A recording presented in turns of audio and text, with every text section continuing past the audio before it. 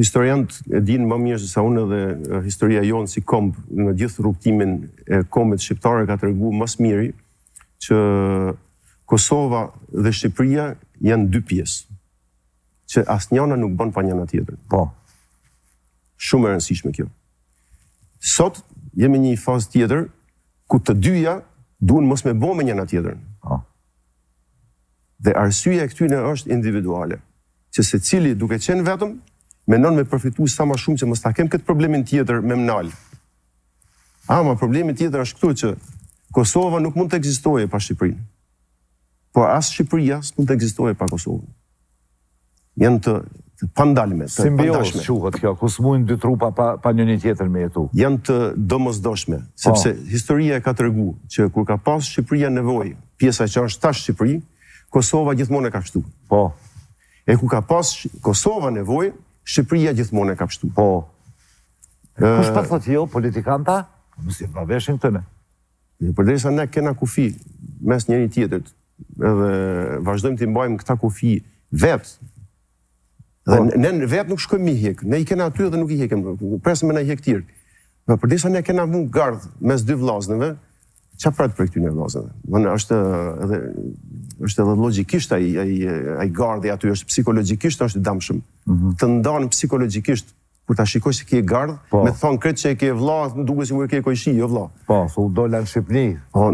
Dhe për qa duhet, i vetëmi vend në botë, që e kena edhe kufinin, e kena me racion, edhe kena me stin, me dimër, me verë, me vjesht, edhe thotaj, i thëmë një oficeri, po pse më burë e muajmë këtë kufi? Ligjë, thotë. E qa do me thonë me pas ligjë? Ligjë do të me thonë, thotë, duhet mu zbatu, thotë, edhe çdo kush që kalon këtu kontrollohet. I thëmë, ligjja duhet zbatu për ditë, dhe po, thotë, për ditë. Po si e bon ti, thotë, si i jep lejet zakonshme ligjit për verë me shkum pushime, edhe bëni qatë doni. 3 mujtë e verës e hek ligjin s'do me zbatu. Si të kaloj e shtatori, tash hajde kthejmë ligjë në punë, edhe hajde ta zbatojmë ligjin e vejmë edhe njerë kufinin. Nuk ka shtet në botë që e pranon, që kur dush hiqe e kur dush vene. Tash ose hiqnja, ose venja. Tash problemi është këtu, që shqiptarët janë mësu më burë, janë mësu me kufi. A i ke pa delet. Po? Jelle derën hapt, edhe shkojnë e futën vetë aty. Je hap derën, zdalin. A ke vure? Jo, s'pë di, s'kom pas dele kur. Qështu e kana? Qështu është. Qa duhet mi nëzirë delet për jashta? Qa bën, që bëni? Me sigurimi e mja prej njonin. Jo, e fusin qenin mrena, edhe qeni i qëtë delet. Po, a disha tjeder është problem. Që sa nuk që na futen katun mërë. Po s'disha me kalzu që jenë për katuni mërë. Jo, është pa për që ato është bio-shqiptarije, për shajto folë. Hajde, vazhdojmë me që si sa dhe? Problemi maj madh i shqiptarëve, a di kush është, që qenin që ne e kanë lanë me rujt delet, është maj ketë se ujku. Maj ketë se ujku. A qeni jo me të brojt për i ujkut?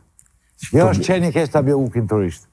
Ata është fjalla jeme, mos ma zënë fjallë. Por, është maj keqe, kur ti e ke besimin, e runat qenën, ta në kohës, për me të rujt delet njëherë kur të vje ujku.